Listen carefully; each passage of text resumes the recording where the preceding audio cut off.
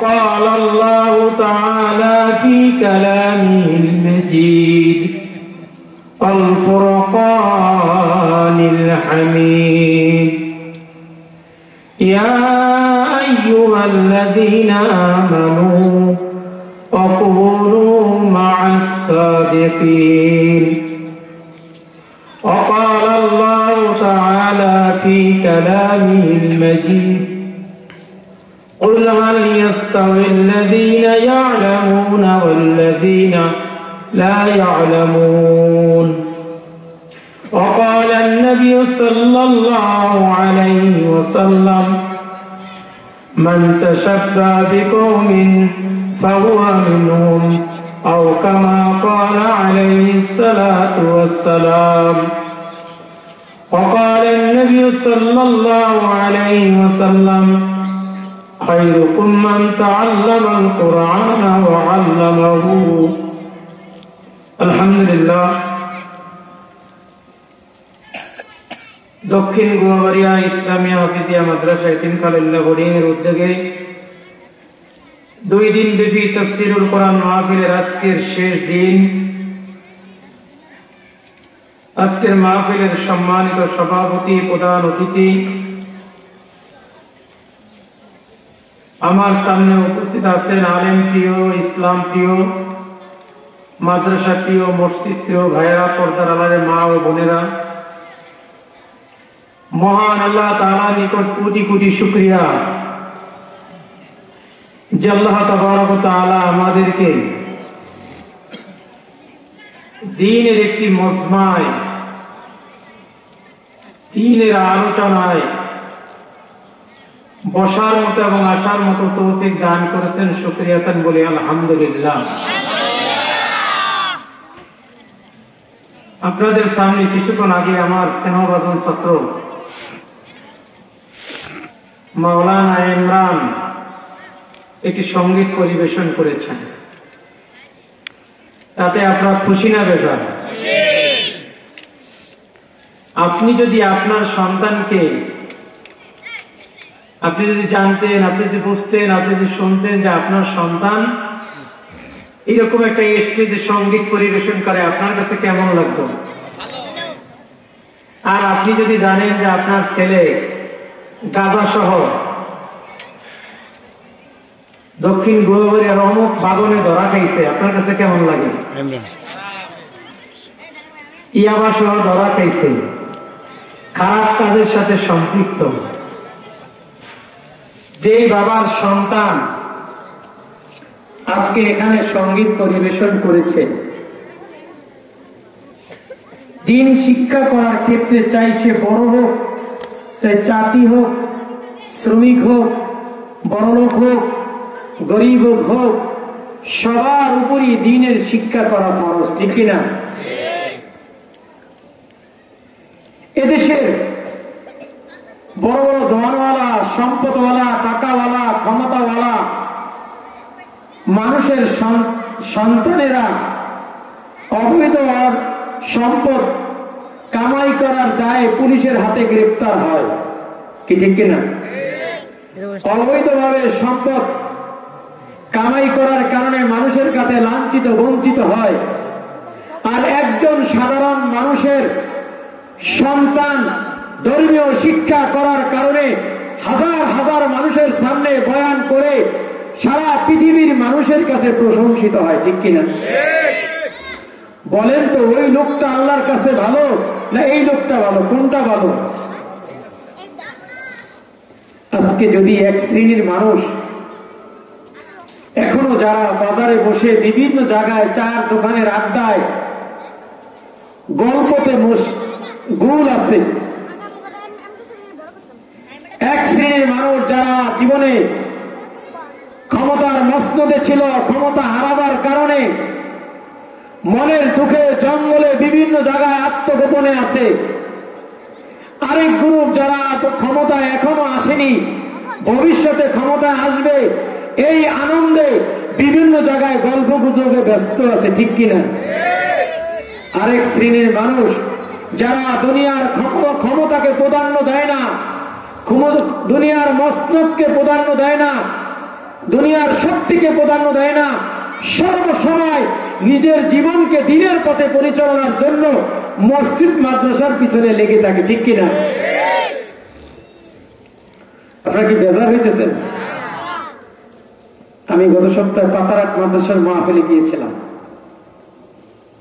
দুনিয়াতে তো এখন বক্তারা যারা আসে তারা বিভিন্ন সুরওয়ালা বিভিন্ন বয়ান করে, দিনের ফায়দা হয় এমন কোন বয়ান মানুষকে দিন দুনিয়ার পার্থক্য এটা বুঝায় না। বিভিন্ন কিচ্ছা কাহিনী কয়, গলার সুর দেয়া শুনে তারা চলে যায় সমান সমান। কিন্তু আমাদের সমাজে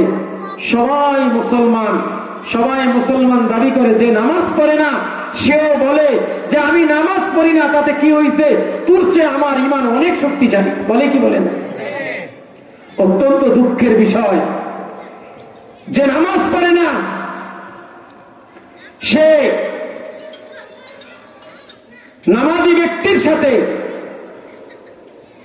ফখর করে কথা বলে যে তুমি তো নামাজ পড়ো, আমি নামাজ পড়ি না, তাতে কি হয়েছে, তোমার চেয়ে আমার ঈমান অনেক শক্তিশালী। আজকে দেখেন এত সুন্দর ওয়াজ মাহফিল, বাড়িতে বসে গল্প গুজব করতেছে, ব্রাকেট থেকে টাকা আনছে, সমিতির থেকে টাকা উঠেছে, তার ভাগবাটারাই স্বামী স্ত্রী বৈশা গল্প করতেছে, বা ছেলে টাকা পাঠাইছে, বাবাই বাড়িতে আছে, টাকা কোন কোন পথে খরচ করছে এই গবেষণা করতেছে, কি ঠিক কিনা? আমি যা বলতেছি আমি তো আপনাদের সমাজেরই সন্তান, ঠিক কিনা? এরকম ঘটনা আমি জানি কিনা? আমি সন্ধ্যার আগেও আমার মাদ্রাসায় একটা দরবার করে আসছি, এরকম প্রতিদিন দুই একটা দরবার থাকে আমার কাছে, যার কারণে আমি জানি যে মানুষের অবস্থান কোন অবস্থায় আছে। দেশে মসজিদ বাড়ছে, মাদ্রাসা বাড়ছে, ওয়াজ বাড়ছে, কিন্তু অর্থ পর্যন্ত কোন নামাজই বাড়ে না, ঠিক কিনা? সবাই শোনে এক একজনের এক এক গল্প। যদি কোন জায়গায় ওয়াজ মাহফিলের কথা শুনে, আগে ওই বক্তার নাম মোবাইলের ভিতরে সার্চ দিয়ে দেখে যে তার ওয়াজটা কিরকম, কি ঠিক কিনা? যদি দেখে তার ওয়াজটা মনোমুগ্ধ, খুব সুন্দর, তাহলে বলে যে হুজুরের আওয়াজ মোবাইলের ভিতরে এত সুন্দর শুনি, বাস্তবে যায় হুজুর কিন্তু দেখে আসি, কি কথা ঠিক কিনা? আমাদের ওস্তাদুল আসাতিজা জনাব আলহাজ হযরত মাওলানা আব্দুর রহিম সাহেব দামাত বরকাতুহুম আলেমকুল শিরোমণি, আমাদের কলিজার টুকরা রুহানি পিতা, এই দক্ষিণবঙ্গের হাজার হাজার উলামায়ে কেরাম ওস্তাদ, সে যখন বয়ান করে কত আমলি কথা, কিন্তু কেউ শুনতে চায় না, কি ঠিক কিনা? অনেক সময় হুজুর তো অনেক কথা বলে, প্রধান বক্তাই নিয়ে বসায় রাখছে, হুজুর তো মুরব্বী মানুষ, যখন আলোচনা করতে থাকে তো করতেই থাকে, কারণ আল্লাহ তো এলেমের ভিতরে এলমের নূর ঢুকাই দিছে অন্তরের ভিতরে। কিন্তু পাবলিক কয় হুজুরে সরে নাকা, হুজুরে সরে নাকা, হুজুরের সময় হয়ে গেছে, ওই হুজুরের দেন। কারণ ওই হুজুরের ওয়াজ তো সে মোবাইলে সার্চ করে দেখে আসছে যে হুজুরের সুর কিরকম সুন্দর, আসলে ইউটিউবে যেইভাবে মোবাইলে দেখছি বাস্তবে এইভাবে কিনা, এটা পর্যালোচনা করার জন্য সে মাহফিলে আসছে, এই অযুক্তি কিনা? তাহলে এত বড় এই এলাকার মানুষ, যদি আশেপাশের মানুষগুলি এই মাহফিলে আসলে জায়গা হইত না, ঠিক কিনা? আবার এক শ্রেণীর মানুষ যারা অপেক্ষা করতেছে, খোঁজ খবর রাখতেছে যে এখানে যে খিচুড়ি পাক হইতেছে, এই খিচুড়ি কোন সময় দিবে, কি ঠিক কিনা?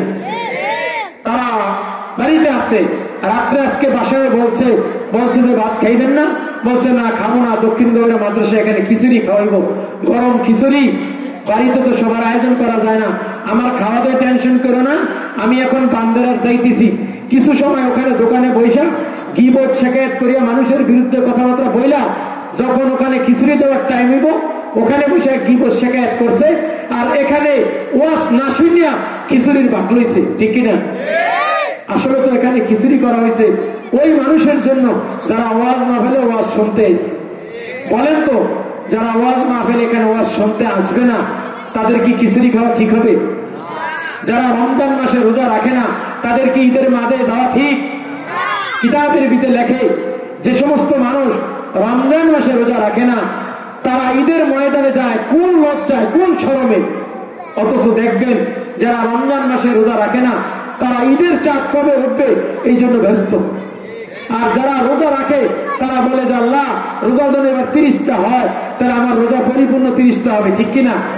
আর যারা রোজা রাখে না, তারা 29টা রোজা হওয়ার জন্য মার্কেটিং করে ঘরে বসে আছে, শুধু অপেক্ষা আছে, রেডিওর দিকে তাকায় রয়েছে, টেলিভিশনের পর্দায় তাকায় রয়েছে, কখন বলবে যে বাংলাদেশের আকাশে চাঁদ দেখা গেছে, ঈদ উল ফিতর, ঈদ মুবারক, এই আওয়াজ শোনার জন্য অপেক্ষা করতেছে, ঠিক কিনা? যখন শুনে যে না বাংলাদেশের আকাশের কোন জায়গায় ঈদের চাঁদ দেখা যায়নি, তখন যারা রোজা রাখছে তারা আনন্দে বিভোর, যে না মাশাআল্লাহ, আর জীবনে রোজা পাই না না পাই জানি না, এবার আমার রোজা 30টা হবে, ঠিক কিনা? আর যারা বেরোজাদার তারা বলে যা একটা আবেগ ছিল, আবেগটা নষ্ট হয়ে গেল, কালকে প্রোগ্রাম ছিল, সব প্রোগ্রাম নষ্ট। কি কথা আমি অযুক্তি বলতেছি নাকি? আজকে দুনিয়ার মানুষ ইসলাম না বোঝার কারণে, ধর্ম না বোঝার না কারণে, আলেমুল আমাদের সোহবত না থাকার কারণে, ধর্মীয় প্রতিষ্ঠানের সাথে সম্পর্ক না থাকার কারণে মুসলমানের ঘরে সন্তান হওয়া সত্ত্বেও ইসলামের বিরুদ্ধে 24টা ঘন্টা কাজ করে, ঠিক কিনা? এদেশের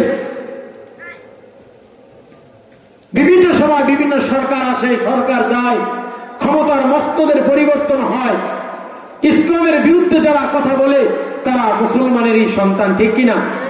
আমাদের দেশে ইসলামের বিরুদ্ধে কথা বলা, মসজিদের বিরুদ্ধে কথা বলা, মাদ্রাসার বিরুদ্ধে কথা বলা, ওলামায়ে কেরামদেরকে মিথ্যা মামলা দিয়ে জেলে পাঠানো, ওলামায়ে কেরামদেরকে অপমান করা, যে কোনো মানুষকে মিথ্যা হয়রানি করা কোন ইহুদি নাসারা খ্রিস্টানের ছেলেরা করে না, এটা এদেশের মুসলমানের সন্তানরাই করে, ঠিক কিনা?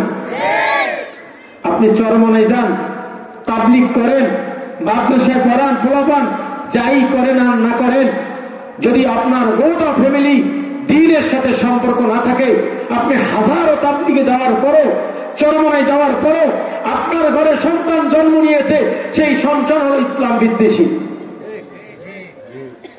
নাইলে যে সমস্ত প্রশাসনের লাইনের বড় বড় কর্মকর্তা যারা বলে যে আমি মরলে হুজুর প্রয়োজন নাই, বিবাহ সাথে হুজুর লাগে না, আমাদের বিবাহ আমরাই করতে পারি, মরার পর জানাজার জন্য হুজুর লাগবে না, আমরাই পারি, এই যে কথাগুলি বলেছে, যদি তার নাম জিজ্ঞাসা করে বলো তার নাম হলো ওয়াহিদুল ইসলাম, কিন্তু তিনি মুসলমানের সন্তান, অথচ ইসলামের বিরুদ্ধে সে কথা বলতেছে, কি ঠিক কিনা? এজন্য আমাদের মূল নীতি বুঝতে হবে, দুনিয়ার চলার ক্ষেত্রে আমি কার সাথে চলবো, কার সংস্পর্শে থাকবো, ইসলাম ধর্ম, মসজিদ, মাদ্রাসা, এগুলি আগে আমার চিনতে হবে। এগুলি না চিনার কারণেই আজকে ওয়াজ মাহফিলে লোক নাই, শুক্রবার জুমার মসজিদে লোক পাওয়া যায় না। কারণ কি? কারণ একটাই, মানুষ মনে করেছে যে মুসলমানের ঘরে জন্ম নিছি, আমার আব্বার নাম আব্দুর রহিম, আমার নাম আব্দুল করিম, এতটুকু যথেষ্ট। মুসলমান হওয়ার পর আর যে যাবতীয় কাজ আছে এইটা তার ব্রেনের ভিতরে দেমাগে কখনো ঢোকে না। কি কথা ঠিক কিনা? আপনি যখন মুসলমান হয়েছেন, মুসলমান হওয়ার পর মুসলমানের কিছু দায় দায়িত্ব আপনার উপরে চলে আসছে, কি আছে কি আছে না? আপনি যখন বিবাহ শাদী করেছেন, বিবাহ শাদীর মজলিসে বিবাহের পরে অন্য যে সমস্ত কার্যক্রম আছে এগুলি বিবাহ সহিত আলোচনা করে না। যখন বিবাহ করেছেন, বিবাহের পরে তখন বিবাহের স্ত্রীকে ভরণ পোষণ দেওয়া, ঘর বেঁধে রাখা, সন্তান সন্ততি, অন্য যে সমস্ত কার্যক্রমগুলি এগুলি অটোমেটিক একটার পর একটার জেনে চলে আসে আর আপনি করতে থাকেন, ঠিক কিনা? কিন্তু বলেন তো, যখন আপনি মুসলমান হয়েছেন, মুসলমানের ঘরে সন্তান, আপনি জন্মগ্রহণ করেছেন, তখন মুসলমানিত্বের কারণে মুসলমানের যে সমস্ত কাজ তার কোনটার সাথে আপনার সম্পর্ক আছে? সে মুসলমান পরের সম্পদ লুণ্ঠন করে, কি ঠিক কিনা?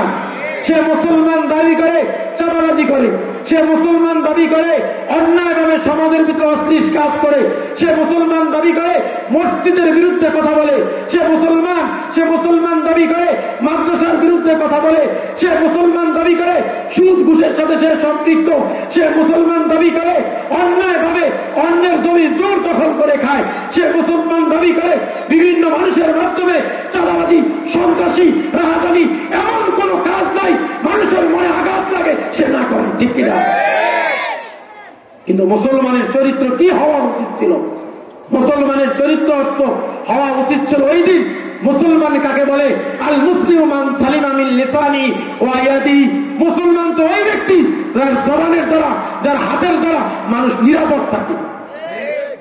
কিন্তু সমাজে দেখেন তো, যদি আপনি এই কথার দিকে তাকান যে মুসলমানের ব্যাখ্যা হলো জাল মুসলিমু গরদান নেহাবান, এই মুসলমানের এই ব্যাখ্যা যদি আপনি করেন আর মুসলমানের মূল দায়িত্ব কি এটা যদি আপনি জানেন, তো সমাজের ভিতরে দেখেন কয়জন মুসলমানের মধ্যে পড়ে। এবার হাদিসের ব্যাখ্যা, মুসলমান আর কাফেরের মধ্যে পার্থক্য হলো মুসলমানরা নামাজ পড়ে, কাফেররা নামাজ পড়ে না।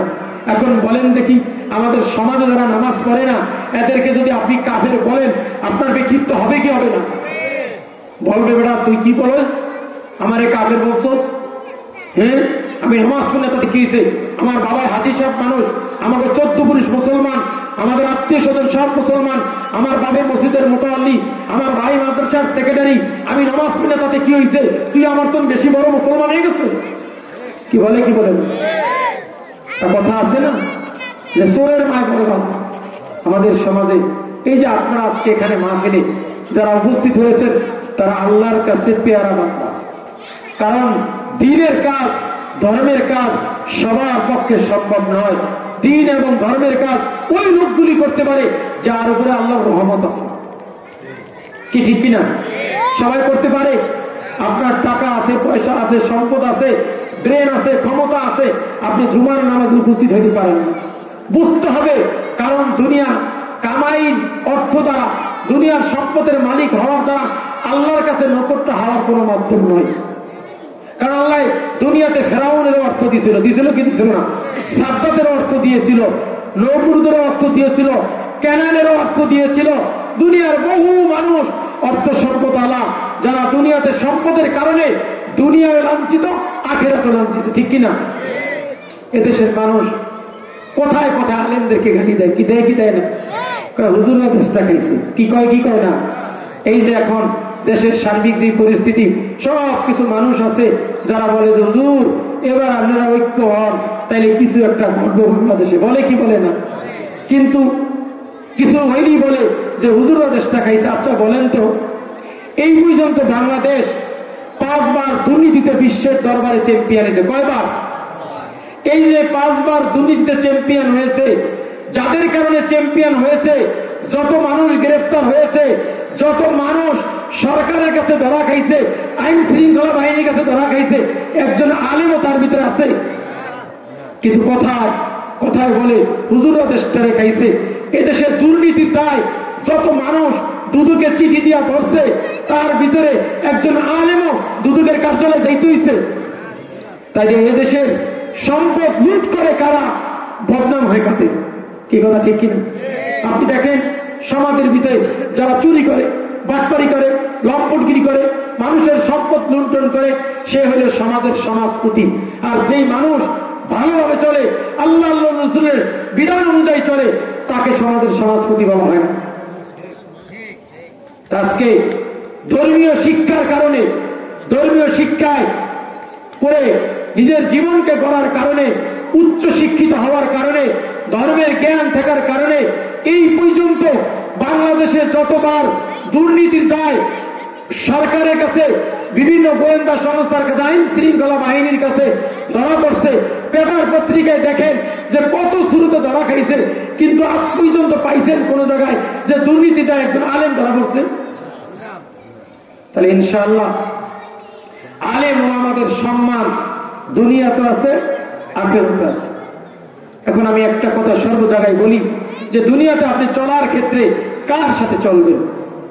যদি আপনি দুনিয়াতে চলার ক্ষেত্রে যদি ওলামায়ে কেরামের সোহবত এখতিয়ার করেন, সোহবতে আহলুল্লাহর এখতিয়ার করেন, মসজিদ মাদ্রাসার সাথে সম্পর্ক থাকেন, আপনি জীবনে যদি 50 বছর বাঁচেন, এই 50 বছরই আপনি নিরাপদে থাকতে পারবেন। ঠিক কিনা? কেউ আপনার সমস্যা করবে না, পুলিশও আপনারে খুঁজবে না, রাজনৈতিক নেতারা আপনারে খুঁজবে না। কিন্তু যদি আপনি মসজিদ মাদ্রাসার সাথে সম্পর্ক না রাখেন, ওলামায়ে কেরামের সোহবতে না থাকেন, দেশের প্রচলিত রাজনৈতিক নেতার পিছনে ঘোরেন, 5 বছর শান্তি থাকতে পারবেন, আবার 5 বছর পলায় থাকতে হবে। ঠিক কিনা? এই কথা বুঝতে পারছি? আপনি হয়তো বলবেন যে হুজুর আমি দুনিয়ার নেতার পিছনে করছি, আমি কোনো অন্যায় করি নাই। আপনি অন্যায় করেন আর না করেন, ওই নেতার পিছনে থাকার কারণে আপনাকেও পুলিশে খুঁজবে, ঠিক কিনা? কিছুদিন আগে এক জায়গায় এরকম একটা লোকের ধরছে, পরে তার ফ্যামিলি আমাকে বলে, হুজুর তার কোনো অপরাধ নাই। তার কি তার অপরাধ কি? অমুক নেতার সাথে তার ছবি ছিল। অমুক নেতার সাথে কি ছিল? ছবি ছিল। তাহলে দুনিয়ার জগতে দুনিয়ার নেতার পিছনে ঘোরার কারণে, দুনিয়ার বড় আলাদের পিছনে ঘোরার কারণে আপনি কিছু একটা সময় প্রকাশ্যে থাকবেন, কিছু একটা সময় গোপনে থাকবেন। কিন্তু আপনি যদি দুনিয়ার জগতে আপনার দুনিয়া আপনি করেন, নেতার পিছনে ঘুরলেও আপনার কাজ করে খেতে হবে। যদি ওলামায়ে কেরামের সোহবতে থাকেন, ভালো মানুষের সংস্পর্শে থাকেন, কোন সময় আপনার পলায়ে থাকতে হবে না, ঠিক কিনা? বহু মানুষ এখন তারা প্রকাশ্যে আসতে পারে না। সেদিন আমি এক জানাজায় দেখছি বহু লোক, সব শ্রেণীর লোকের আসছে। তাই আমি বলতেছি কোথায় কোথায় জানা যায় যে এখন কিছু লোক জানা যায় দেখা যায়, এক সময় এদেরকে দেখা যায় না। আবার এখন আবার কিছু লোককে বেশি বেশি দেখা যায়, আবার কিছু লোককে জানা যায় দেখা যায় এরা শুধু জানা যায় আর ঈদগাহে যেতে পারবে, অন্য কোনো জায়গায় যেতে পারবে না, কি ঠিক কিনা? কি আপনারা আমার কথা অযৌক্তিক নাকি? কিন্তু ইনশাআল্লাহ আলেম ওলামাদের সাথে চলেন, আলেম ওলামার সুহবতে থাকেন, মসজিদ মাদ্রাসার সাথে সম্পর্ক রাখেন, দুনিয়াও শান্তি, আখিরাতেও শান্তি। কি কথা ঠিক কিনা? দ্বিতীয়ত হলো শিক্ষার ব্যাপারে আপনাদের সামনে আমি যেই কথাটা বলবো সেটা হলো যে আপনার সন্তানকে আপনি কোন লাইনে দিবেন। আমরা এই কথা বলি না যে একটা সন্তান দাওরা হাদিস পর্যন্ত পড়া লাগবে, বড় আলেম হতে হবে, তা না। আপনি আপনি যেখানেই পড়ান আপত্তি নাই, কিন্তু প্রাথমিক শিক্ষাটা আপনার সন্তানকে আপনি দ্বীনি লাইনে পড়ান, তাহলে হবে কি এই ছেলে কখনো নাস্তিক হবে না। কারণ আমাদের দেশের যারা তথাকথিত নাস্তিক, যাদের নাম শুনলে ইসলামের নাম, তাদের নাম এত সুন্দর, ইসলামের সাথে সম্পর্ক করে নাম, কিন্তু তারা হলো বাংলাদেশের বড় নাস্তিক। কারণ কি? ইসলামের ছোটবেলায় শিক্ষা ছিল না, পরবর্তী টাইমে শিক্ষা ছিল না, না শিক্ষার কারণে পরবর্তী টাইমে উচ্চ শিক্ষায় শিক্ষিত হওয়ার পর তারা নাস্তিক হয়ে গেছে। আর যাদের প্রাথমিক জীবনে যাদের দ্বীন শিক্ষা হয়েছে, মাদ্রাসায় পড়ছে, ওলামায়ে কেরামের সান্নিধ্যে ছিল, থাকার কারণে সে যত বড় ইংরেজি শিক্ষিত হোক, যত বড় উচ্চ শিক্ষিত হোক, যত বড় বিসিএস ক্যাডার হোক, তার অন্তর থেকে কোন সময় কোরআন শিক্ষা বুঝবে না, ওলামায়ে কেরামের মহব্বত বুঝবে না। যার কারণেই তো আমরা দেখি বিভিন্ন জায়গায় বড় বড় সরকারি অফিসার যারা মনে করেন দিনের সাথে সম্পৃক্ত হয়েছে, বড় বিসিএস ক্যাডার, তারপর আগে খুঁজে যে এই এলাকায় আলেম কে আছে, মাদ্রাসা কে আছে। আমাদের এই জায়গার ভিতরে বর্তমান আমাদের উপজেলা নির্বাহী অফিসার এবং উপজেলা ইজলা থানা ইনচার্জ যিনি আমাদের আবুল কালাম আজাদ সাহেব, ওনার মামা দেওবন্দের আলেম। ওনার মামা কি? দেওবন্দের আলেম। দেওবন্দের আলেম হওয়ার কারণে সেদিন আমাদের কাউরে এক অনুষ্ঠানে বলতেছে যে হুজুর, এত বছর তো আপনারা কষ্ট করছেন, অনেক কিছু করতে পারেন নাই, এখন আপনাদের যে উন্মুক্ত, যখন যার মানুষের ওয়াজ মাহফিল করেন কোনো পারমিশন নেই। বলেন তো আজকে ওনার ভিতরে যদি দিনের আলো না থাকতো তাহলে উনি এই কথা বলতে পারতো? আমাদের ইউনো সাহেব যখন কোনো জায়গায় যায় প্রায় 1 ঘন্টা 1.5 ঘন্টা দিনের ইসলামিক আলোচনা করে। বলেন তো যদি ওলামায়ে কেরামের নেসবতে না থাকতো তাহলে এই কথা আলোচনা করতো?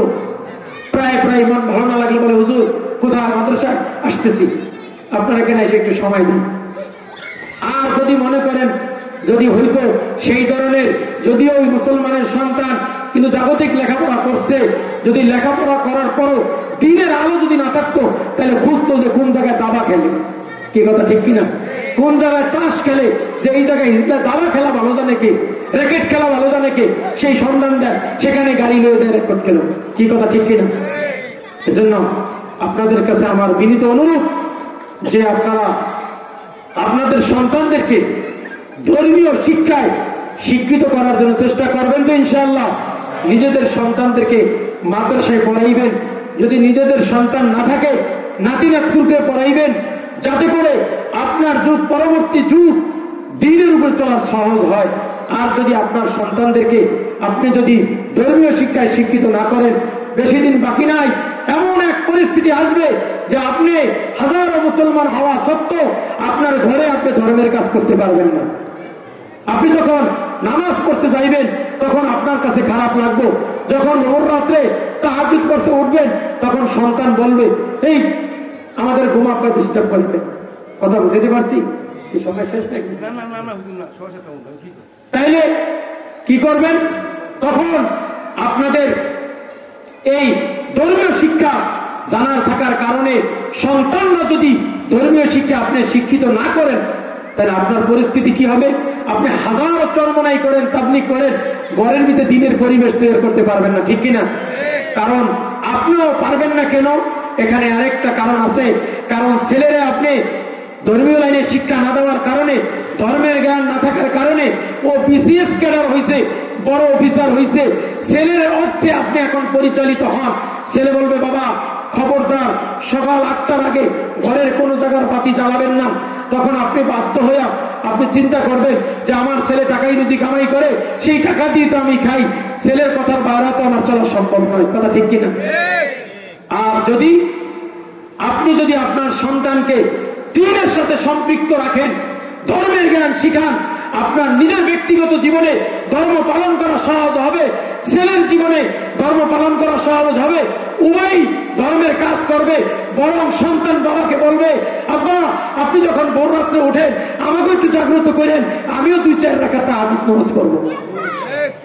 কারণ আপনার দোয়ার বরকতে আমাদের এখনো এরকম কিছু বড় বড় অফিসার আছে যাদের সাথে আমাদের সম্পর্ক, যারা ভোর রাত্রে তাহাজ্জুদ পড়ে, ভোর রাত্রে আল্লাহকে ডাকে, 5 ওয়াক্ত নামাজ পড়ে, মসজিদ মাদ্রাসায় যায়, বিভিন্ন ধর্মের কাজ করে, এরকম বড় বড় অফিসার আছে। আর যদি আপনার সন্তানকে আপনি ধর্মীয় লাইনে শিক্ষা না দেন, যদি দুনিয়ার জাগতিক লাইনে শিক্ষা দেন আর অর্থ সম্পদ কামাই করে রেখে যান, আপনার মৃত্যুর পরে সে আপনার কবর জিয়ারত করবে না, বরং আপনার সম্পদগুলিকে টুকরা টুকরা করে বিক্রি করে খাবে। আপনার এক সময় আপনার নামও থাকবে না, আপনার ঐতিহ্য থাকবে না। আপনার জীবিত থাকাকালীন আপনি যেরকম গর্ব করেছেন ওই বাগান আমার, ওই পুকুর আমার, ওই বিল্ডিং আমার, ওই বাজারের দোকান আমার, ধর্মীয় জ্ঞান না থাকার কারণে ছেলে তাস জুয়া মদের আড্ডায় থাকার কারণে বাবার যেই সম্পদ আছে প্রত্যেকটা সম্পদ বিক্রি করে দুনিয়ার জাগতিক লাইনে উড়াইয়া একসময় সাংসারিক জীবনকে পথে বসাই দিবে, ঠিক কিনা? আমরা দেখেছি আমাদের দেশের এরকম অনেক ফ্যামিলি যারা সন্তানদেরকে ধর্মীয় শিক্ষায় শিক্ষিত করে না। আজকে এত সম্পদ বাবার ছিল, মা আজকে ভাত খেতে পায় না, ছেলে খুব অসহায়, আমাদেরকে বলে হুজুর ওর বাবা এত সম্পদ কামাই করে রেখে গেছে। পরে আমি বললাম যে আজকে ছেলেকে যদি ধর্মীয় শিক্ষায় শিক্ষিত করতেন, দিনের আলো পাইতো, তাহলে আজকে এই অবস্থা হইত না। কবি ইকবাল বলছেন তুমি স্কুলে পড়ো, কলেজে পড়ো, ভার্সিটিতে পড়ো, যেখানেই পড়ো, লেকিন দিল সে আল্লাহ কি নাম না বলো।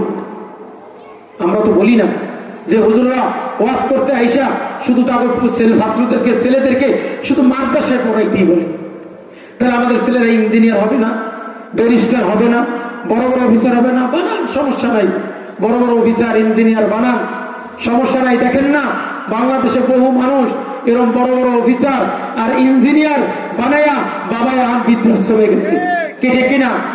কিছুদিন আগে সাক্ষাৎকার দিছে এক ভদ্রলোক, বলে যে আমার এক ছেলে ডাক্তার, এক ছেলে ইঞ্জিনিয়ার, আরেক মেয়ে ডাক্তার, কিন্তু আজকে আমার সন্তানরা আমার বিধ্বস্ত রেখে আসছে। রিজিকের মালিককে, যারা দুনিয়াতে রিজিকের চিন্তায় সন্তানদেরকে স্কুল কলেজ ভার্সিটিতে পড়ায়, যে হুজুর ছেলেটা যদি জায়গা জমি না চিনে তাই খাইব কিভাবে, এই জন্য স্কুলে পড়ায়, তাতে মনে বোঝা যায় যারা আলেম সমাজ, যারা হুজুর হয়েছে, যারা ধর্মীয় শিক্ষায় শিক্ষিত হয়েছে, এরা মনে হয় কাগজপত্র বুঝে না। কি কথা ঠিক কিনা?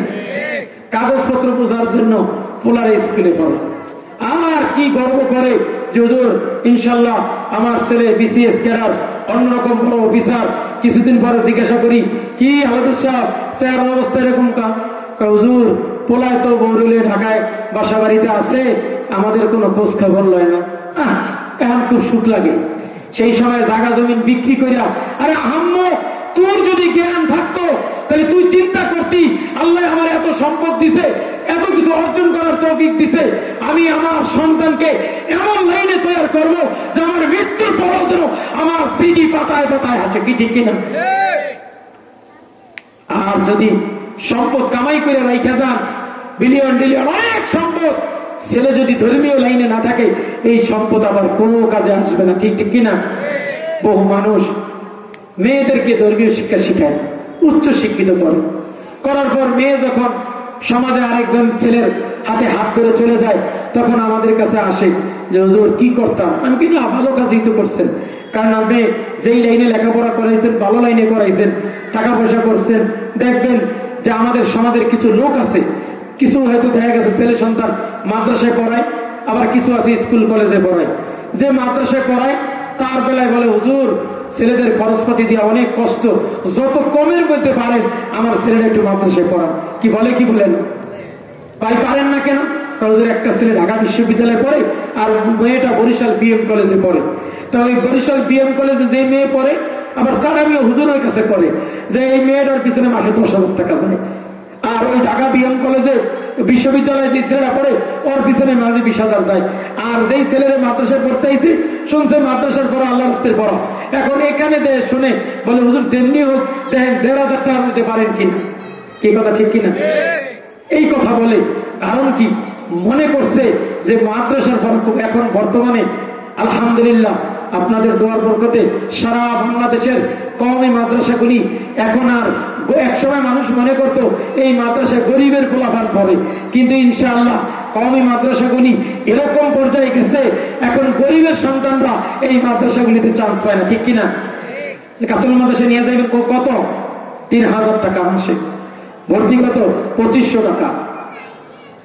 কারণ টাকা বেশি হইলে মানুষ মনে করে পয়সা পড়ার খুব গুরুত্ব, হুজুরও চালাক হয়ে গেছে, যদি কমের কথা শুনে তো কি 200-250 টাকার কি পড়া হইব।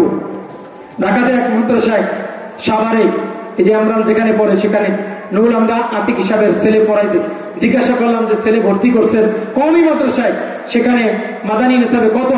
বলে ছেলের সেশন ফি হলো বছর 50,000 টাকা আর ভর্তি হলো 25,000 টাকা, আর প্রত্যেক মাসে দিতে হয় 10,000 টাকা। এই পড়ার খুব গুরুত্ব। তা আপনারা মনে করেন না যে আপনারা পড়ান না দিকা এখন আলহামদুলিল্লাহ সারা দেশেই মানুষ এই শিক্ষার প্রতি, দেখেন না গত 2 দিন আগে আমাদের শিক্ষা সচিব বক্তব্য দিচ্ছে, পাদা একটা হাম্য, সে বক্তব্য দিচ্ছে কি কয় এখন স্কুল শিক্ষা ব্যবস্থা, স্কুল কলেজের প্রমাণগুলি সব মাদ্রাসায় যায়, মাদ্রাসায় যাওয়া ঠেকাইতে হবে। শিক্ষা সচিব বক্তব্য দিচ্ছে পরশুদিন, যে কি উপদেষ্টা না সচিব যে বক্তব্য দিচ্ছে সে সচিব বলতেছে যে কওমি মাদ্রাসার শিক্ষা ঠেকাইতে হবে, নাইলে আমাদের স্কুল কলেজের প্রভাব সব ওই জায়গায় চলে যায়। আরে যা ছিল ভালোই ছিল, এই করোনা ছিল, বিপদাপদ ছিল, বুলা সব স্কুল তো মাদ্রাসায় করছিল, কি ঠিক কিনা? স্কুলের স্যারেরা এক একজন, কেউ মিষ্টি বেচছে, কেউ দোকানে করে, গৃহস্থী করে, অনেক মাস্টাররা বিভিন্ন জায়গায় বিভিন্ন কাজে লিপ্ত। তখন আমি জিজ্ঞাসা করলাম যে ভাই আপনি তো প্রাইমারির মাস্টার, তাই এখন ব্যবসা দিচ্ছেন কা? হুজুর স্কুল তো বন্ধই থাকে, এই জন্য আমি ব্যবসা বাণিজ্য দিয়ে বলছি। আর মাস্টাররা তো পড়ায় না, স্কুলে সপ্তাহে 2 দিন বন্ধ, এমনি বিভিন্ন জায়গায় বিভিন্ন। আলহামদুলিল্লাহ আমাকে আমাদের কিছুদিন আগে আমাদের ইউনো সহ আমাদের মাদ্রাসায় আসছে, আসার পর লেখাপড়ার অবস্থা দেখে বলে যে বলতেছে যে স্কুল কলেজে পড়ানো থাকবো কি জন্য, কি সুন্দর লেখা, ব্ল্যাকবোর্ডে বাংলা অঙ্ক ইংরেজি কি সুন্দরভাবে লেখায় পড়ায়, কিভাবে ব্যস্ত। এরপর বললো যে দেখেন তার সাথে একজন অফিসার ছিল, দেখেন তো তার এই পরিবেশটা কত সুন্দর, আর স্কুলে গেলে ময়লা অফিসে ঢোকা যায়, কি কথা ঠিক কিনা? আলহামদুলিল্লাহ আমি আপনাদের কাছে বিনীত অনুরোধ করব যে বর্তমান আপনারা মনে করেন না যে মাদ্রাসায় পড়লে কি খাইব। অমিন দাব্বাতিন ফিল আরদি ইল্লা আলাল্লাহি রিজকুহা, রিজিকের মালিক কে? কারণ কিতাবের ভিতরে লেখে শেখ সাদি রহমাতুল্লাহ আলাইহি বলছেন রিজিক যদি আল্লাহ তাআলা শিক্ষার ভিতরে রাখতো তাহলে মূর্খ লোকগুলি না খেয়ে মারা যেত, কথা ঠিক কিনা? আর আমাদের বলেন তো আমাদের দেশে এই পর্যন্ত যত বড় বড় ধনাঢ্য ব্যক্তি পাওয়া গেছে ম্যাক্সিমামই মূর্খ, কথা ঠিক কিনা? আপনি খোঁজ নিয়ে দেখেন যত টাকাওয়ালা ম্যাক্সিমাম লোক, যত বড় বড় নেতা কোনো লেখাপড়া করে নাই, ক্ষমতার জোরে টাকার জোরে বড় বড় নেতা হয়েছে, কিন্তু কোনো লেখাপড়া করে নাই। আর বিসিএস করার এমএ পাস বিএ পাস করে ঘরে বয়ে রয়েছে, মাসি তো তারে শিখায় না। কথা ঠিক কিনা? তাইলে বোঝা গেল ক্ষমতা, রিজিক, সম্মান, দৌলত এগুলি আল্লাহ তাআলা বিদ্যার ভিতরে রাখে নাই। কথা ঠিক কিনা? বিদ্যা অর্জন করতে হবে আল্লাহকে চিনার জন্য। কাকে চিনার জন্য? বিদ্যা যদি আল্লাহকে চিনার জন্য দুনিয়ার জমিনে অর্জন করেন, তাইলে আপনার দৌলত হবে, বিদ্যা হবে, আল্লাহ রাজি খুশি হবে। যদি সেটা না হইতো, আপনি দেখবেন আমাদের অনেক সময় ইউনুরা বলে যে হুজুর দুঃখ লাগে, বিসিএস কেন হয়েছি, এত বড় লেখাপড়া করছি, কিন্তু দেখা গেছে অমুক দলের নেতা, এত বড় নেতা কিচ্ছু লেখাপড়া করে নাই, তারে দাঁড়ায় সালাম দিতে হয়, কারণ হ্যাঁ নেতা। এই কথা ঠিক কিনা? সে উপজেলা চেয়ারম্যান, সে এমপি, এরকম একটু শিক্ষার একেবারে একটা সীমারেখা দিয়ে দেয় যে এই শিক্ষায় শিক্ষিত না হলে উপজেলা হওয়া যাবে না, এই শিক্ষায় শিক্ষিত না হলে এমপি হওয়া যাবে না, এই শিক্ষায় শিক্ষিত না হলে চেয়ারম্যান হওয়া যাবে না। দেখবেন 80% নেতা ঘরে ঘুমিয়ে থাকা লাগবে। কথা ঠিক কিনা? আবার নেতাগিরি করবে। আল্লাহ তাবারক ওয়া তাআলা দুনিয়াতে মানুষকে বুঝানোর জন্য যে তোরা মনে করো যে শিক্ষার মধ্যে সবকিছু, দেখ তুই শিক্ষিত হলেও মূর্খ লোকের দাবিদারি তোর করতে হয়। আমি তোরা বুঝানোর জন্য যে শিক্ষাই সবকিছু হয় না, আমি ওরে সম্মান দিছি, ইজ্জত দিছি, কিন্তু বিদ্যা দেই নাই, কিন্তু এগুলি দিয়া তোরে প্রমাণ করে আসছি যে তুই মনে করছ যে শিক্ষার কারণে সবকিছু হয়। দেখ শিক্ষা দিয়া সবকিছু হয় না। কথা ঠিক কিনা? এজন্য আমরা সর্বসময় দিন শিক্ষার দিকে ধাবিত হব। আমি চিন্তা করবো আমার রিজিকের মালিক আল্লাহ। রিজিকের মালিক কে? এজন্য রিজিকের মালিক যখন আল্লাহ, আমি ধর্মীয় জ্ঞান শিক্ষা করবো আল্লাহকে রাজি খুশি করার জন্য। আচ্ছা বলেন তো, আমাদের বাংলাদেশে যে সমস্ত ওলামায়ে কেরাম যারা ধর্ম শিক্ষায় শিক্ষিত, যে সমস্ত শিক্ষিত লোক ওলামায়ে নিসবতে আছে, তাদের সম্মান বেশি না অন্য মানুষের সম্মান বেশি? একজন আলেমের সম্মান, স্যাম্পল উদাহরণ দেই, আমাদের দেশের সবার প্রিয় আলোচিত বক্তা হাফিজুর রহমান সিদ্দিকী, ঠিক কিনা? কুয়াকাটা হুজুর কর, সে যা জীবনে হেলিকপ্টারে উঠছে, এই দেশের কোন রাষ্ট্রপ্রধান এতবার উঠতে পারে না। কথা ঠিক কিনা? প্রতিদিন হেলিকপ্টার। আমাদের দেশের বড় বড় ওলামায়ে কেরাম তারা প্রতিদিন যেই প্রোগ্রাম করে আর যেই হাদিয়া পায়, এক মাসে যা হাদিয়া পায়, ওই যে আমাদের দেশের প্রধানমন্ত্রীগণ, রাষ্ট্রপতিগণ 1 বছর বেতনও তারা পায়। কি কথা ঠিক কিনা?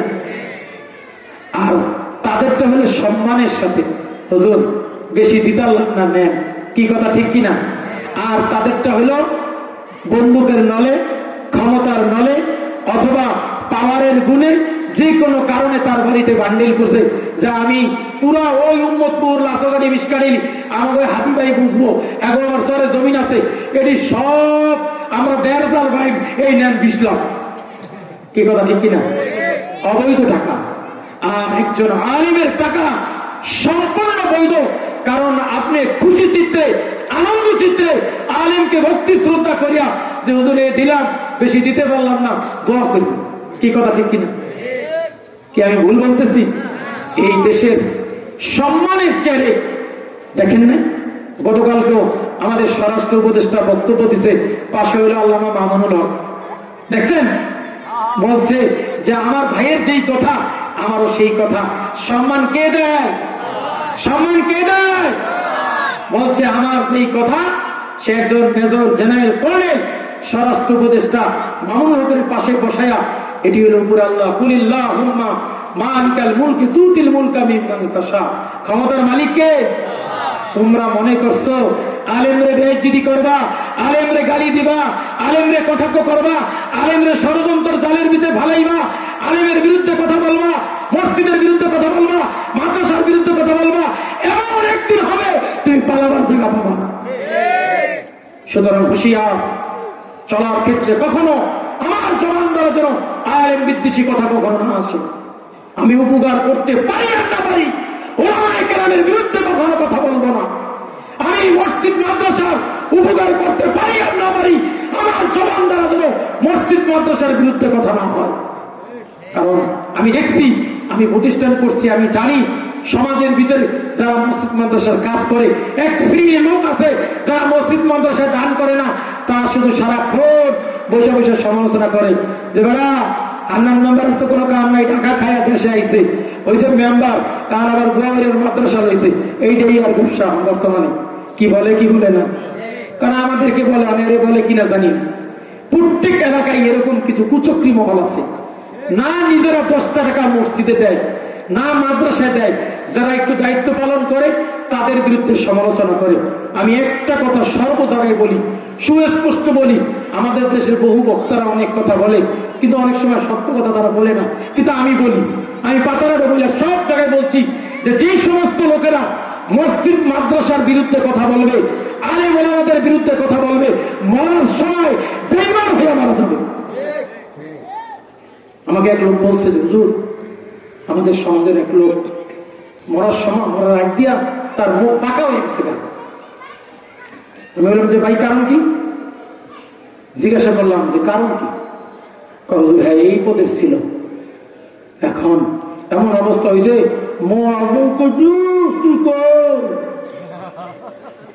মানে এখন কথা কইতে পারে না, কইবো কা? সারা জীবন আলেম করে খাবাইছে, সারা জীবন মসজিদ মাদ্রাসার বিরুদ্ধে কথা বলছে। আমাদের দেশে বড় এক নেতা, নাম করে চিনবেন, বলবো না, এক আলেম একটা মাদ্রাসা একটা অনুষ্ঠানের আয়োজন করছে, সেখানে তারে প্রধান অতিথি করে না, এই জন্য ওই আলেমরে স্টেজে তো লাথি মারিয়া ফালাইয়া দিচ্ছে। বলেন না নাউজুবিল্লাহ। আলেমদেরকে মারলে আপনাকে সুখ লাগে নাকি? দুঃখ লাগার কথা। আল ওলামা ওয়ারাসাতুল আম্বিয়া, নবীর ওয়ারিস। কোন মানুষ যদি একজন ওলামায়ে কেরামের সাথে মুসাফা করে, আল্লাহর নবীর সাথে মুসাফা করলে যে সব, সেই সব। মুসাফা করলে হাত ছাড়ার আগে সমস্ত সগীরা গুনাহ আল্লাহ মাফ করে দেয়। তা আল্লাহ তাআলা বেশি দিন বাকি নেই। আমি একদিন ঘটনা চক্রে সেখানে যাই উপস্থিত, সেই মসজিদে নামাজে, আল্লাহর কি মর্জি, ওই লোকও আসছে। এখন সে কথা বলতেছে, কথা বলতে বললাম ঘটনা কি? হুজুর জানেন না? না, এরকম এই যে হুজুরের তো এরকম করছে, এরপর থেকে সে বোবা হয়ে গেছে। কি হয়ে গেছে? তুমি মনে করো যে এখন গালি দাও, তুমি মনে করো এখন তো আল্লাহ আমার কিছু করে না, আল্লাহ তোমার এমন করবে না, আল্লাহ সার দেয় কিন্তু সারিয়ে দেয় না। কি ঠিক কিনা? বড় মানুষ জীবনে আল্লাহ আল্লাহ আল্লাহ রসুলের বিরুদ্ধে কথা বলছে, আলেমদের বিরুদ্ধে কথা বলছে, এখন কোথায়? মনে করছে যে মিডিয়ার সামনে কথা পাইনি, এই মানবীরা, এই রাজাকারের বাচ্চারা, এই আলেম বিদ্বেষীরা, ধর্ম ব্যবসায়ী, এই সমস্ত কথা বলে। সামনু এখন কই ধর্ম ব্যবসায়ী তোমরা না আমরা? তোমরা ধর্মের ব্যবহার করে ক্ষমতার মস্ততে বসে কোটি কোটি টাকা আত্মসাৎ করছো, ধর্মকে ব্যবহার করছো। যখন নির্বাচনের সময় আসে তখন হাতে তসবিহ, টুপি মাথায় টুপি, জুমার মসজিদে উপস্থিতি, খুব নামাজি। ধর্মের হুজুরা তো সর্বসময় টুপি পরে, সব সময় নামাজ পড়ে, তারা তো এরকম না মৌসুম ভিত্তিক ইবাদত করে। তোমরা মৌসুম ভিত্তিক ইবাদত করো আর বলো হুজুরা ধর্ম ব্যবসায়ী। আমাদের দেশে এক নাস্তিক, সে হজে গেছে, আমিও হজে গেছি এই বছর। যাওয়ার পরে আমাদের রুমে বলতেছে, হুজুর অমক নেতা আসবে, নেতার নাম করি না, হেলাম মেম্বার সহ মনক্ষুণ্ণ হইব। তাই যদিও সে, কিন্তু সে আমাদের মহব্বত করে, সে আলেম বিদ্বেষী না। সে বলছে হুজুর দল যাই করি, কিন্তু আলেমদের অপমান আমি বরদাস্ত করি না, নাইলে মাদ্রাসা চালাই কি হবে। পরে আমারে বলতেছে যে হুজুর কি আমাদের এই হাজি ক্যাম্পে অমুক লোক আইব, সারা জীবন আলেম ভোগায় বাস দিছে, এখন হয়তো ওই বিমানমন্ত্রী হয়েছে, এই জন্য মনে হয় মন্ত্রীরা যায় না, বানায় তো আমাদের দেশের মুসলমান না, আব্দুল হক নাম, মুসলমান না, নাম ছিল আব্দুল হক, হকের বান্দা মুসলমান। তা আমার দেশের অবস্থা, মন্ত্রী মিনিস্টার যে ধর্মের ব্যাপারে কিচ্ছু জানে না, আরে বানায় দিচ্ছে ধর্মমন্ত্রী। যে বিমান সম্পর্কে কিছু জানে না, হলো বিমানমন্ত্রী। দেখেন না দেশে বর্তমান উপদেষ্টা কি প্যাস, কারণ বাণিজ্য উপদেষ্টা যারা বানাইছে ব্যবসা সম্পর্কে কিছুই বুঝে না, বানাইছে মানুষের দেশে তো প্যাস কেন, আলুর দাম বাড়তি, পেঁয়াজের দাম বাড়তি, সব জিনিসের দাম বাড়তি, কারণ এরা যারা উপদেষ্টা হয়েছে এরা তো এর আগে পাবলিকের ব্যবসায়ীগুলোর সম্পর্ক ছিল না। আর ব্যবসায়ীরা একটা চান্স পাইছে যে এরা তো কিছু বোঝে না, এই সুযোগে আমাকে মাল আমরা কামাই এলো। কি কথা ঠিক কিনা? তাহলে জিনিসের কোনো অভাব নেই আমাদের দেশে, সব জিনিসই আছে, শুধু ব্যবসায়ী, এই সমস্ত ব্যবসায়ীরা কারণ কিয়ামতের ময়দানে জাহান্নামে যাবে, যারা কীর্তিমত সংকট সৃষ্টি করে। পরে আইছে আর পর থেকে কেমন আছেন আপনারা, এসে বিষয় করে চলে গেছে। আমি কি বেড়া সারা জীবন ইসলামের বিরুদ্ধে বলছে, এখন হয়তো ওই মন্ত্রণালয়ের মন্ত্রী হয়েছে, এই হিসাবে আইছে, কিন্তু ওই নিজেও জানে, ওই নিজেও হজের বিরুদ্ধে কথা বলছে যে হজের একটা মেলা, কিন্তু ওই দপ্তরের মন্ত্রী হওয়ার কারণে আজকে ওই এখানে আসছে। কথা ঠিক কিনা?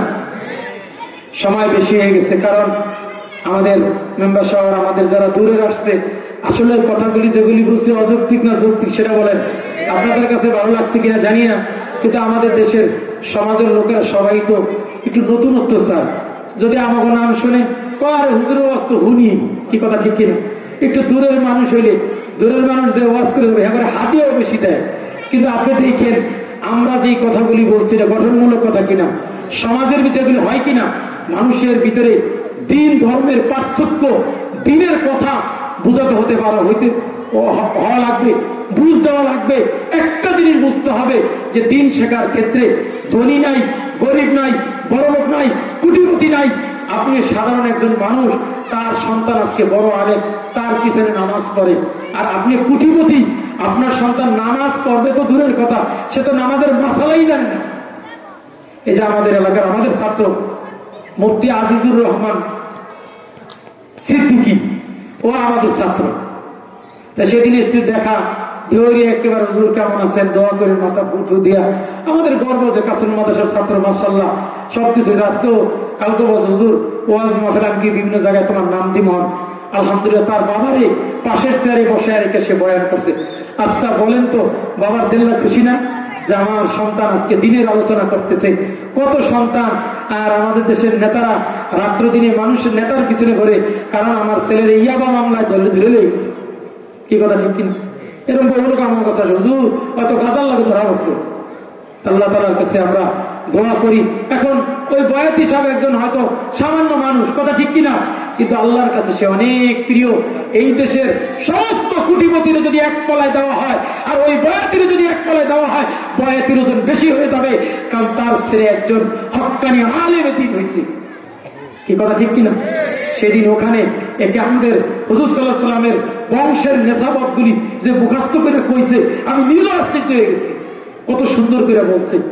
কাউকে বলছে না ওর বাবার আত্মায় শান্তি না, যে হুজুর আমার বলতো মাঝে মাঝে, হুজুর সে আমাদের মাদ্রাসায় কয়েকদিন চাকরি করছে, হুজুর আমার ছেলে মাশাআল্লাহ এরকম হয়েছে।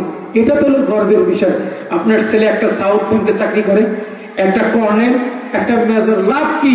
আপনি মরে যাওয়ার পর বলবে হুজুর আপনার কয়েকজন মৌলবীর আইনিয়া দাওয়াত দিয়া, এরপর হুজুর দোয়া করে যার যার পথে সে। বাবা ওই বাঁশবাগানে পড়িয়া রয়েছে, সম্পদ কোনো উপকার আসে না। এই কথাগুলি শেষ করি। আমাদের দেশে অনেক ধনাঢ্য ব্যক্তি, তার ইন্তেকালের পরে দোয়া হয় না, মোনাজাত হয় না। আমাকে একদিন মোবাইলে বলে হুজুর আপনার তো মারা গেছে, কিছু হুজুররা মিলে এক খতম কোরআন শরীফ পুরা বকশিয়ে দিন। কথা বুঝে আসছে? কিন্তু বাবা কোটি কোটি টাকার সম্পদ রেখে গেছে, আজকে সেই সম্পদ সন্তানে ভোগ করতেছে। মানুষ কত বড়, কত অসম্ভব, নির্মম, এত সম্পদ কষ্ট করে কামাই করে, কিন্তু তার ইন্তেকালের পরে এই সম্পদটা যাতে সন্তান সঠিকভাবে বন্টন করে খেতে পারে, এই জন্য সন্তানকে সেইভাবে গড়ে দেওয়া যায় না। কি কথা ঠিক কিনা? যার কারণে বইনের সম্পদ ঠিক মতো দেয় না, কি তাই ঠিক কিনা? ভাবে বাদ করে যায় না। কত মানুষ আমাদেরকে বিচার দেয়, হুজুর আমার ভাই সম্পদ সব খায়ালায়, আমাকে রিপটিও দেয়, হারাম খাবে। কোন মানুষ যদি তার বোনের সম্পদ, ভাইয়ের সম্পদ অন্যায় ভাবে খায়, সে সম্পদ খাবে না, সে হারাম খাবে। কারণ শরীয়তের বিধান আমাদের সমাজের ভিতরে এরকম অহরহ। বাপে মারা গেছে কত আগে, বইনের এমনও সম্পদ বুঝাই দেয় না, কি ঠিক কিনা? অনেক আগে বাপে মারা গেছে, মায়ের মারা গেছে অনেক বছর, এখনো সম্পদ বুঝাই দেয় না। আর নিজের সরমানে যায় তাবলিগ করে, খুব আলখালা করিয়া পরে দিকে হুজুর দেখেন তো আপনার আমার বাইরে এরকম সবকিছু, কিন্তু আমাকে সম্পদ এখনো বুঝাই দেয় না, কি ঠিক কিনা? সমাজে আছে কি আছে না? তুমি এরকম যদি ইবাদত হাজার বছর করো, আল্লাহর কাছে এই সম্পদের এই ইবাদতের কোনো দাম নাই। কারণ আল্লাহ হকুল ইবাদ কখনো আল্লাহ ক্ষমা করবে না, হকুল্লাহ আল্লাহ ক্ষমা করবে। আল্লাহ নামাজ পড়েন না, মাফ করে দিবে, কিন্তু বান্দা হক আল্লাহ মাফ করবে না। কথা বুঝতে পারছি? আল্লাহ তাবারক ওয়া তাআলা যেই কথাগুলি বলছি এই কথার উপরে আমল করার তৌফিক দান করুন। ওয়া আখিরু দাওয়ানা আলহামদুলিল্লাহি রাব্বিল আলামিন।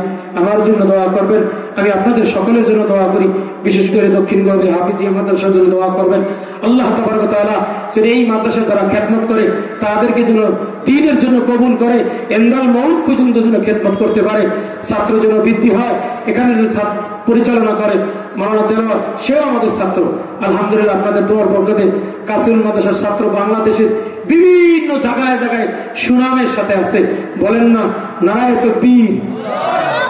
আল্লাহ তাআলা আমাদেরকে যে কথাগুলি শুনছি কথার উপর আমল করার তৌফিক দান করুন। ওয়া আখিরু দাওয়ানা আলহামদুলিল্লাহি রাব্বিল আলামিন।